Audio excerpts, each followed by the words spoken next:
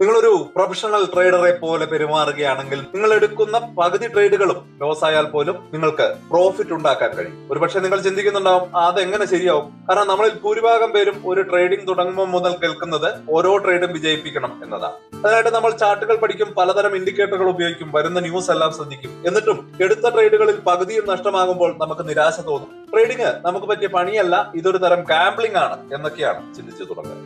പക്ഷെ പ്രൊഫഷണൽ ട്രേഡർമാരുടെ ലോകം ഇതിൽ നിന്നെല്ലാം വ്യത്യസ്തമാണ്. അവരെടുക്കുന്ന ട്രേഡുകളിൽ 50% അതിൽ കൂടുതലോ നഷ്ടത്തിലായിരിക്കും. വർഷാവസാനം അവർ കോടികളുടെ പ്രോഫിറ്റ് ഉണ്ടാക്കുകയും ചെയ്യും. ഇത് വെറും ഒരു മാജിക് അല്ല, മറിച്ച് പക്ക മാത്തമാറ്റിക്സ് ആണ്. അപ്പൊ എന്താണ് ആ സീക്രട്ട്? എങ്ങനെ തുടർച്ചയായിട്ടുള്ള നഷ്ടങ്ങളിൽ നിന്ന് അവർ വലിയ പ്രോഫിറ്റ് ഉണ്ടാക്കുന്നു? ഈ വീഡിയോയിൽ പ്രൊഫഷണൽ ട്രേഡർമാർ ഉപയോഗിക്കുന്ന നിർണായകമായിട്ടുള്ള ആ ഒരു സ്ട്രാറ്റജി നമുക്ക് സിമ്പിൾ ആയിട്ട് പഠിക്കാം.